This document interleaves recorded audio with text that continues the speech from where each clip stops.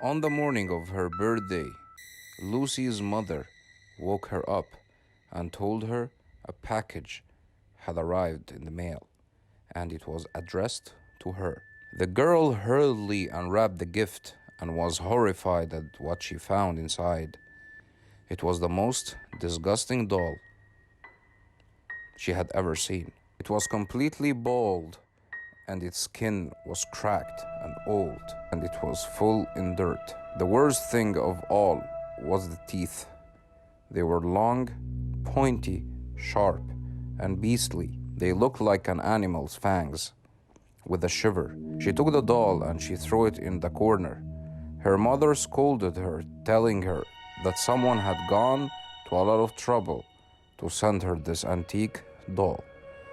Her mother told her she had better appreciate it. But Lucy tried to protest, but her mother would not listen.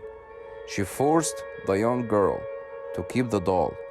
So to put her mind at rest, Lucy stuffed the antique doll into the little cupboard under the stairs, behind a pile of shoes, where she wouldn't have to look at the ugly doll.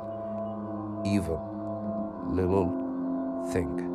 It was not until a few nights later, when Lucy was lying in bed, that she heard a noise, a shoving sound, which went on for about 5 minutes, then a brief dragging noise, and finally a scuttling like light of footsteps, walking very fast.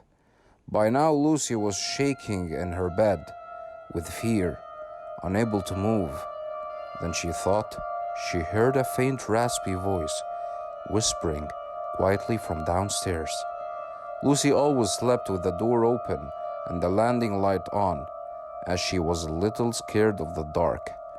She heard the voice say, "Lucy, I'm on the first step," and then loud scrabbling again, as whatever was speaking apparently turned tail and returned to its place of hiding. Lucy was so scared that she didn't sleep a wink that night, but led in fear until the break of dawn. When her mother got her up for school, Lucy tried to explain to her mother what happened at that night before, but was so tired that her mother passed it off as just a dream.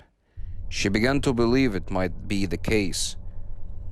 Of course, it wasn't. Lucy begged her parents to let her throw the antique doll in the garbage, but they insisted that it was a present and she had to keep it. So Lucy went back to bed, telling herself that it had only been a dream. She cracked the cupboard under the stairs, but the doll was exactly where Lucy had left her. That night, Lucy fought sleep, but she eventually drifted off, even though she had fought sleep. Presently, the deep voice woke Lucy again. She wondered if she could only hear it in her head. "Lucy, I'm on the 4th step." Then came to scuffling noise, and the voice didn't recur at that night. Lucy was crying by now, and again she didn't sleep that night. At school, Lucy told her friends about the doll, and of course, they laughed at her. Lucy could only think that if the doll was climbing 4 steps at a time, then there was only one more night to go. That night, Lucy decided to shut her bedroom door when her mother turned her light.